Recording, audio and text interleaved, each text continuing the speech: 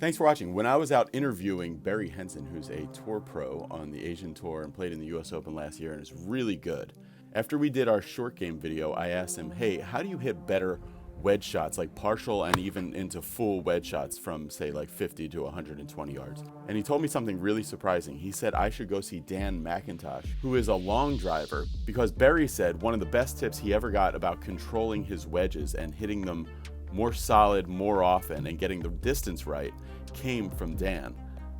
It had something to do with tucking his tail and using the abs in a different way or something like that. So Barry and I did our videos, then we did a long gym series, and then after that we went to this secret location where in the storage unit Dan has his setup where he camped out for a very long time and kind of figured some things out about the golf swing, and they've been really popular on the channel. So let's go to Dan McIntosh's Tour Wedge Secret. So basically, you know, you can actually do what I was telling you. Okay, yeah, this is what I want to do. Okay, I know what I want to do actually. Get your wedge, Dan. Wedge? Yeah, just because like when I was doing videos with Barry, he was talking about how keeping this tucked and when you're hitting wedge shots can make you a more accurate wedge player.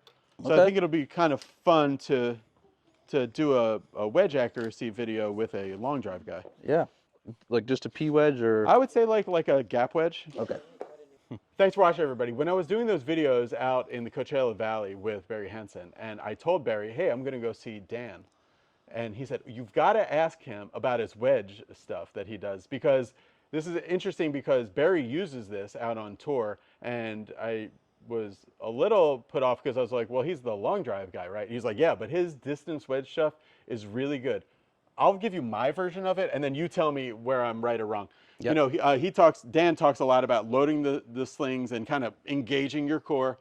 And Barry was saying that when these wedge shots, you hit these wedge shots, you're actually kind of feeling like as if you're taking your belt buckle and pointing it to the sky a little bit through impact. And I was like, well, it sounds like the people don't want to hump the goat or have this come in. So you give me your idea of like this kind of stabilizes the wedges for you. Yeah. So for me, I do have a predominantly kind of arched lower back. So it's like lordosis, right? Yeah. Okay. So kind of tilting that up and squeezing the core really helps to stabilize the upper body and lower body. So now when I'm hitting a wedge, I can use that core to separate my upper body and the lower body. And when I'm not moving much of my legs, I can better judge the distance and the contact with my wedge. Right. Okay, cool. Let's see you hit one. Like, what would you hit? What would, yeah, so, I don't know. So this is a 50. Like 100 yard, people would love to see a 100-yard shot. Yeah. Yeah. So this is a 52, 100 yards with a 52 is about a 3/4 swing for me. That's. So you're going to feel pretty contained in your, like in your hips. Yeah. So what I call a 3/4 swing is moving my upper body without my lower body at all, and then turning everything through. A full swing would be moving it to the stretch point and then taking a little bit more. And then how would that relate to this move you're talking about as far as? So I'm just engaging the core, rotating the upper body back kind of. And that pelvis tilt is staying. Yeah, it doesn't move. Never, yeah. Once it goes like that, you're in trouble. Yeah, so it's not necessarily that you're tucking it under or that you're arching it back. It's in a position where you can hold it. Okay. Yeah. So here we go. I'm just going to stretch it, engage the core. Ooh, pure. All right. 97 yards. A little jacked up. Oh, ball speed 97. Yeah. No, so that's 128. Yeah. Yeah. Yeah, that's awesome. Yeah. Do that again. So you want me to try to hit 100 yards or just do the move? Yeah, if you were only hitting 100. Yeah. Okay, so if I'm only hitting 100, I will kind of take the legs out even more by kind of going a little bit closer together. Still making sure I get into that good position in the core where I can turn the upper body, legs stay stable. Once I get to the stretch point, the legs start it, and I just turn everything through.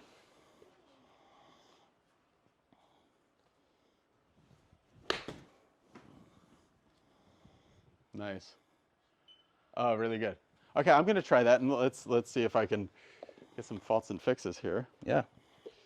Okay, this should be good for this. Okay, so we are going to go, Dan always talks about the stretch point, so that's like as if your hands and sternum are going together, and then once they feel like, that's about as far as they go, then you go together. Yep. Okay. Yep. So for this, we're tucking, you're not even really tucking your tail, but you're giving it some pressure that way. Yes. Right? Okay. Yeah. And I'm maintaining that pressure through the whole Yeah, swing. you're maintaining that so that you can rotate it. Yep, perfect. Okay. Getting a good stretch and you're connected.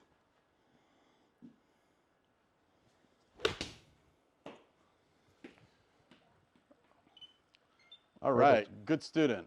Yep. Straight shot 107. It is number. Really good. What do you think, Dan? How was that? It was perfect. Okay, okay. Yep. And so what club is that for you? It was 50. 50. So maybe if you had 100 yards and you only went to the stretch point but no further, Yeah. you know, then that could be your really nice controlled club, back of the green pin where you can bounce it up there Yeah. or into the wind. I mean, imagine if you took your 4 wedges, your 3 whatever wedges, and then your P wedge, and you knew your distance on just stretch point only. Exactly. Let me see what your distance with that. What is that? A 52? This is a 52. Yeah. Let me see what your stretch point only distance is on this one. Stretch point only.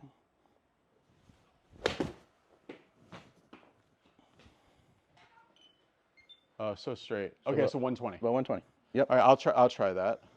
You can kind of feel this crunch and some pressure there. And right there, it's about my stretch point. Actually, a little further.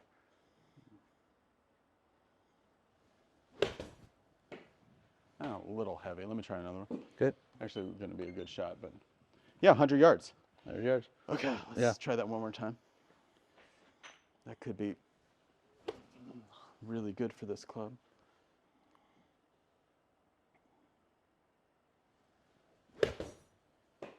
Felt great, Dan. Let's see, 100 yards. So I think for me, this is a 50-degree wedge. I always thought of this as like a 120 club. Just taking it to the stretch point only. We can see we stayed in the screen, so it brought the flight down a little bit, and it spun at 8,000, so that'll stop. Yep. That's really handy. Yeah. So just think about, I think a good homework assignment for me and for you guys at home is start to feel what that stretch point is. If you don't understand that, we have other videos about it, but basically the exercise to do is when you go here, and let me know if I'm saying this right. Go ahead. When you go here and you move your hands and your sternum, once you're right there, that is the point at which now my lower body wants to start coming with it, but that would actually be what feels like the top. Now, when you do like your stretch point only swing, we see you go all the way, but that's because there's some momentum. We see you go further, but that's because of the momentum? Yeah, there's some momentum, and also I'm taking it back a lot harder. I'm getting bigger stretch, and you know, you can look at me or you or Rory McIlroy, and we're all going to have different points at which we max out that separation. So our goal is to increase that stretch over time. Final thing I want you to do for me, because I think that'll be instructive of this kind of inertia and momentum. I want you to show us the stretch point slow and kind of statically, and then hit a shot, because I think that'll kind of clear up some of the confusion about, like, well, he says that he is only going to here, but I can see him going further. So do it really slow, just in kind of like a demo. Okay. And then, yeah, Mike, you can swing around even to face on. Yep. So I am just starting by sending the upper body back. Okay. I am feeling like this all stays in front of my buttons, like you just mentioned, and so that way I know I'm not just sending my arms and not my upper body. So go really, really slow and show me the point at which you start to feel that your lower body wants to. I would say right here. Okay. So at that point, I would send the lower body and let the hands. Okay. So yeah, you're more flexible than me for sure then. Yeah, that's cool. Yep, but the more you do it, the more you'll get. Oh, okay. Yeah. So here we go. I'm going to do that same swing. It's about my 120 shot. Oh, yeah. You get to the stretch point and then turning it around the other way. Yeah, and then perfect. 123. Awesome. So good. So glad I came out and did this. It was really fun. If you guys are interested in more about Dan, go to Instagram. He's got a lot of cool content out there. And he also has this really cool charity company that he does these golf tournaments to like really boost the money that you can raise if you're having a golf tournament. Thanks for watching, everybody. Be sure to click the subscribe button. It really helps the channel.